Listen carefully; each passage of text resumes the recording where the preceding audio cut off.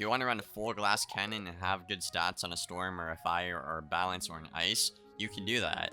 If you want to play defensive on a storm and heal or get shadow rating, you can do that. If you want to have 2 item card sockets on a storm or a balance on any school, you can do that. Alright, what's going on everybody, it's Liam here, and welcome to today's video on the channel. And in today's video, I bring y'all some good news with a commentary video. Now, this recent Wizard101 update is absolutely cracked. There is so much stuff to cover. I was going to make a video about the patch notes, but I'm briefly just going to talk about everything important in the update this video. First and foremost, let's address the elephant in the room. Yes, KINGSISLE, after I think a year and a half or a year, 2 years, I don't know. But let's just say a year. For a year straight, players have been complaining about how bad the max level gear has been for offensive schools. And finally, about time, we actually have good stats on max level gear. So you're probably looking at this robe, and yes, we have more accuracy now, and yes, we have more pips now. Every single piece of the Aeon gear has this, which I find pretty darn cool. Now, this is good for a lot of reasons. It's good for the health of max level PvP. Every school now is very playable, and it's not very one-sided like it was before. For example, last patch you would see my fire take a 30 buffed S'more, and you would see a balance take a 25 buffed Mock, and the Mock would actually do more than the S'more when fire is a hitting school with a higher damage card, so it doesn't really make sense. There's a big problem with stats, and you can see that especially on schools like Storm. You know, Yaga, I think Yaga and Calendar are kind of what makes Storm not that great right now, but with this update, Storm is absolutely great. They actually gave us our Pierce back. I think they did at least. I haven't checked Death. If Death has 56 Pierce, then that's pretty broken, but I know Storm got like 4 to 5 Pierce this update, which is obviously great. Then yeah, just looking around the board here, you got really good damage, usable resist, perfect accuracy, P-serve, max pips, really good Pierce, yada yada. It's great. Now, I know there's going to be some players out there who think this is like actually so broken that Storm and Fire, it's like equal, there's equality now in the game. But keep in mind, I still have like 2,000 to 4,000 less health than other people. I still have like 20 to 30 less resist. And I still have objectively the lowest block rating. So yeah, the stats did get better and we're going to hit a lot harder. But now it's probably going to be more equal in terms of trades. Basically, the TLDR at this point is you as a player can now run exactly what you want the way you want to run it. Basically, if you want to run a full glass cannon and have good stats on a storm or a fire or a balance or an ice, you can do that. If you want to play defensive on a storm and heal or get shadow rating, you can do that.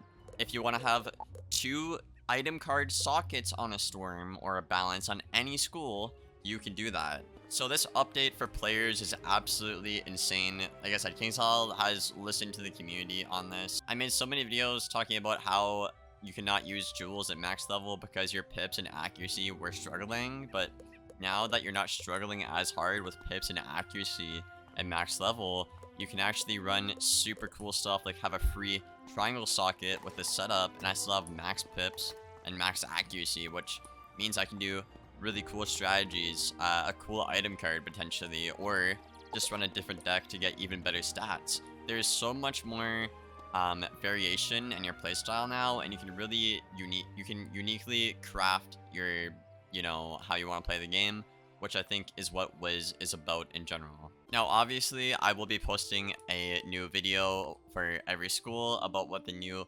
best pieces of gear are and stuff like that. So look out for that on the channel. I might have to go back to daily uploading, honestly, at this rate. There's a lot of content to cover. So look out for that stuff on the channel. If you're not subscribed, feel free to do so. I do post every other day, if not every day sometimes, and I'd really appreciate it. Now, for spell changes, there are a couple of things to cover. The 2 most important, again, elephant in the rooms, are going to be the Ice Colossus that was not working as intended since it got audited. So if you don't know, the Ice Colossus you've had for the past month or 2 was actually not working as intended. It would clear the shields, put the feint on your opponent, and then use that in the same turn. So this was literally not counterable, basically, but now it'll do damage and then put the traps on, and then you can actually counter those traps and do something. So it's still a good card to like combo into like an abominable, for example, but it's not going to be overpowered like it was before. And I think a lot of players can be, you know, very happy with this change. Next up on the card change, we've seen a nerf to the Scales card. Now, you know what, max level, this card is spammed quite a bit, so it got cut down from 240 to about 200 base. You can get up to like, you know, 10 more damage pretty much, which is like 30 more damage total, I think, or something like that on the card. But still, even at max tier, you're looking at about a 40 damage nerf, which we'll have to see if that's good or not. Personally, my big issue with this card was A, the damage, and B, the fact, like, even if you take a double buffed hit or a buffed hit on, like, any school, even, like, Storm, they're still gonna have half their health. So them getting the pip back is always so easy, and it's really challenging to get them below 50% on literally every school. Even on a Storm, it can be a bit challenging. So I would have liked to see a damage nerf and maybe a health bump up to, like, 75% to incentivize players to, like, buff up and hit right away, so they can't spam this card over and over. I would have liked to see that, but we'll have to see if this card is still really broken in the meta or not. But I am thankful they did something with it because it was spammed a lot in the meta.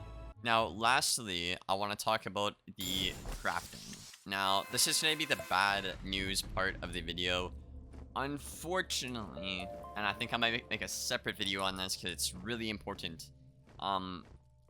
I'm gonna keep it real. The Novus crafting is equally as bad, if not worse now, than it was before. Now, you could argue that the last one was worse than this one. I feel like that's very subjective, and that's fine and all. But a lot of players, what they're afraid is that KINGSISLE would make it so you need 7 Masterpiece pieces to craft 1 Aeon piece of gear. And now, if you look at it, as you can see right here, it requires 9, and it requires over double the pixels for some crafting. The bright side is the polygons aren't as, you know, like you can get more polygons. It used to be 50, so that's not going to be as difficult to get. So you could spend less time getting polygons and more time worrying about pixels and stuff like that, which I guess is cool. But players did not want to see this be 7, and they actually put it 2 above the worst case scenario. So this is really bad. Again, KINGSISLE just cannot get this part right, unfortunately. I think what we had in Lemuria was a great balance. I don't think it was perfect, but I think the Lemuria one did it best, personally, in my opinion. I do appreciate the devs are trying to do something new, but I just don't really think it works here. Like, 67 pixels, like, I'm getting 1 pixel per run. You know, I did some farming last night, 1 pixel per run. 67 runs to get this is like, how much time is that, bro? Like, I don't even know, man. It depends what fight you do. But, yeah, I got a lot to say about this. I think I'm gonna, you know, not talk about that in today's video. But the crafting is just as bad, if not equally worse, than before. Then obviously there's a couple of bug fixes and stuff like that. A couple of quality of life updates as well, which is always great for the game. And yeah, that's really all I got for the video today, guys. Again, it's a really solid update. I'm very happy that KINGSISLE listened. I'm honestly impressed that they listened so much. You know, this update blew my expectations as a player. I had them like pretty low because I was like, oh, they're not gonna change a lot. They're not gonna listen to us. It's been a year and a half, and they actually listened to us. So I'm just really happy, man. As a player, as a content creator, I have a lot more content to make now as well, which is pretty cool. But let me know what you guys think about this update in the comments below. Personally, I think it's a great update in my opinion. I just think the PvE casual players, again, and even somebody as hardcore as me, is still getting affected hard by how bad the Novus farming is. And obviously, I will still make videos and talk about that for y'all here on the channel to hopefully get it changed again. If you liked the video, be sure to leave a like, rating, and subscribe. Again, it always helps. And yeah, without further ado, I'm gonna head out of here. I hope you guys enjoyed, and I'll see you in the next one. And as always, take care, guys.